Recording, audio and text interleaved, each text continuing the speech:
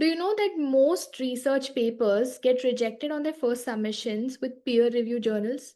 And no, this is not because the research is bad. This is because of some common mistakes in relation to writing or formatting, and these can easily be corrected.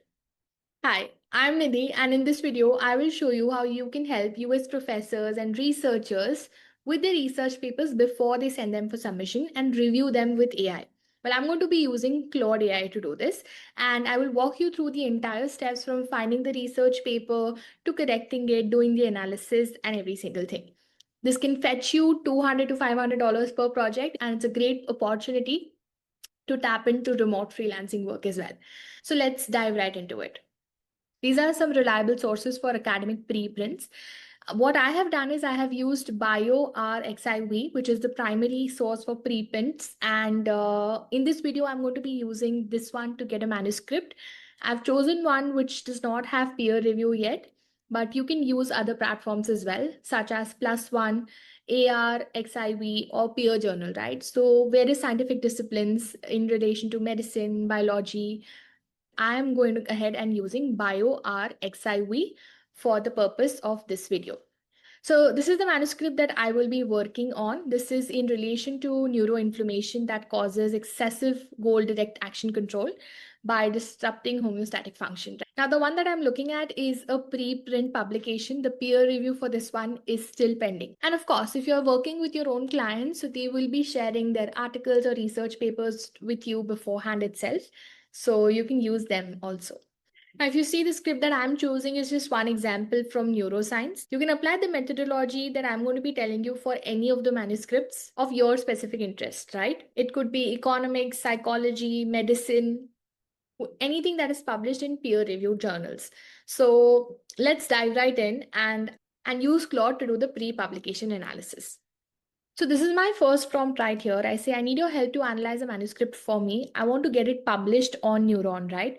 And to enable AI to understand Neuron, I have just gone ahead and given it the guidelines that I use for Neuron.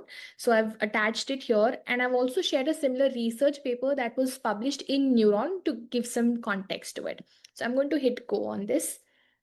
Perfect. So you see now it is generating the guidelines analysis for me. So it's giving me the submission process with links that there is no specific formatting that I need for initial submissions. I can submit in a PDF or Word file. Then there are some required elements. For example, I need a cover letter, declaration of interest form, and manuscripts have to be written in English. It has also gone ahead and given me a pre-submission strategy. And now it says that these are the things that I need from you, right? The manuscript, the target article type, brief description, etc. I'm just going to go ahead and attach my manuscript to Claude. And this is my link right here. Okay. So I say that I'm sharing my manuscript. I want you to put yourself in the shoes of a neuroscience researcher. Now, this is specific to that field and analyze it thoroughly. In doing so, I want you to neatly arrange the content into abstract, introduction, method, result, discussion, and conclusions, right? Not rigid, and I will go ahead and attach my manuscript. So now if you see it is going ahead and it has done an analysis of the manuscript as a neuroscience researcher. The role setting is important here. I think it is still generating the assessments. So let's go through them one by one. So it gives me a summary that this study involves an important controversy in compulsion research, and the work is technically sound, conceptually novel as well, has clear translational relevance. What is the abstract assessment? So there are some strengths, great, that the central thesis is there, novel approach, concrete findings, and transactional relevance is also there. It's done the assessment for introduction also. Method assessments have been done, and results assessments have also been done. Finally, discussion and conclusion is given to me. The technical compliance for Neuron. So word count analysis is done at 7,000. Neuron limit has less than 7. This is borderline, it needs trimming. This is such a common mistake, which is of course curable. Now you can see major issues that need to be addressed here are the length. So we can easily trim this, will save us from the rejection.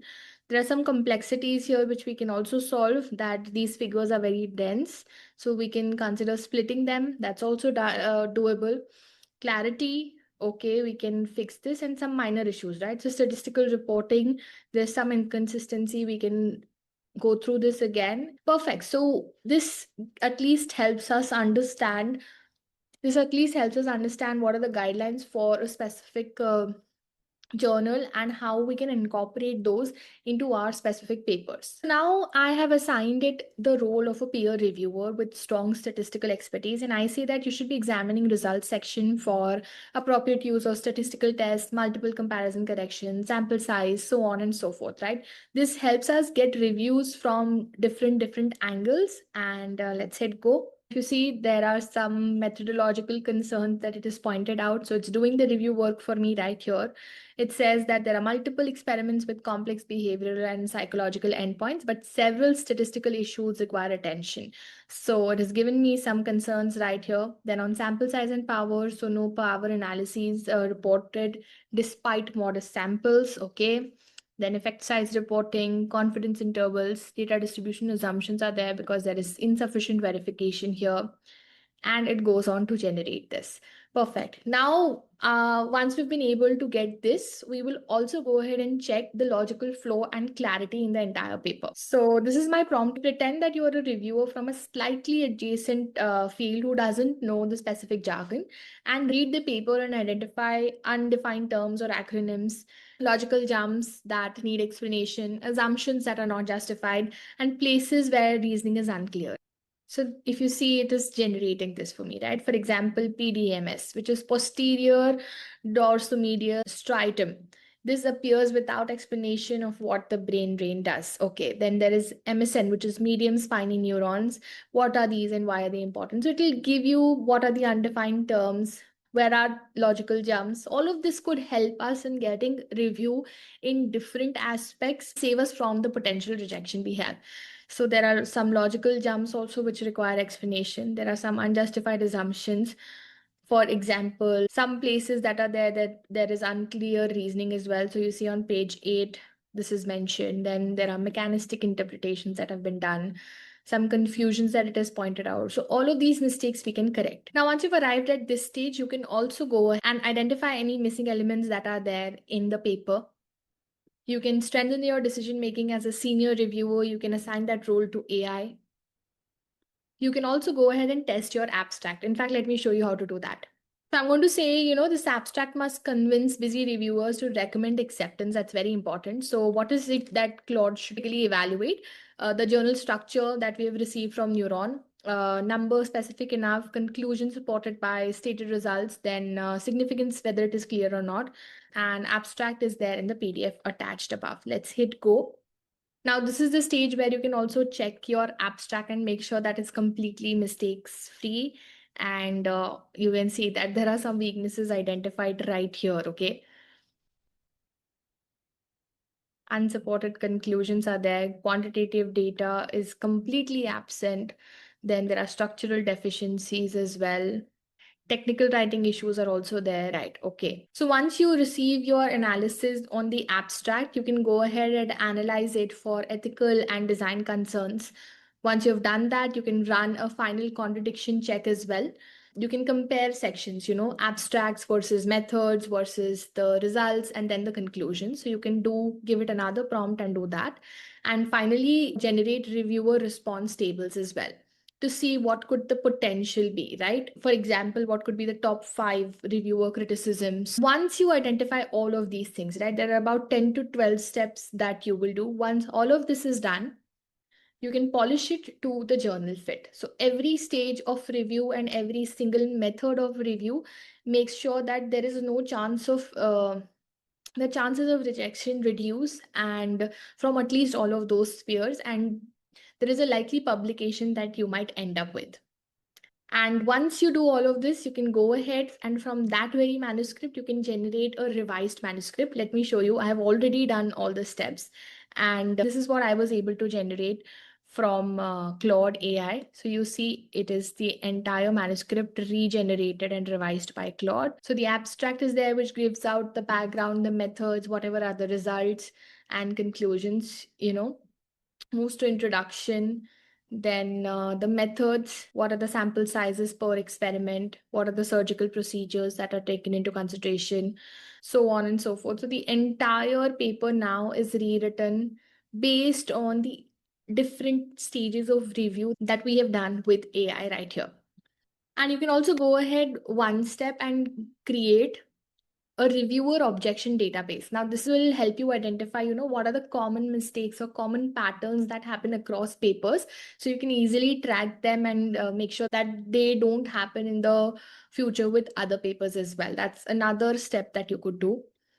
Now, once all of this is done, right, you're able to go through the entire procedure for review, create a revised manuscript. Now, how do you use it, right? How do you find clients for this? So, this is when you reach out to authors of a particular paper and offer them services of review. You now know how to conduct the entire process. You can use AI to your advantage, do multiple rounds of review, create revised manuscripts, do double checks for them. In fact, even have a complete dashboard and which helps you identify what kind of common mistakes are there. Have a database of different types of journals which have different types of requirements, helping you to publish more and have specific categories of work. And once you're able to do this, you will be able to tap into the market, which is so huge. Well, there is a massive opportunity right there. If you can go ahead and deliver these results, that's very important. I have walked you through the entire process, so you can also go ahead and give this a try. Well, researchers and professors are desperate for these kind of services, but nobody's tapping into these. So you can take up on this opportunity and do great work into this. Well, if you want to learn more such skills and know how you can use AI to your advantage with respect to writing, publishing, research, review, and of course, learn a lot of outreach techniques, you should definitely come and join our 3-day online and live bootcamp that's happening on the 30th and 31st of August and 1st of September. It's a 9-hour training where we will teach you all of this, right? So don't miss out. I'm Nidhi signing off, but I will definitely see you there.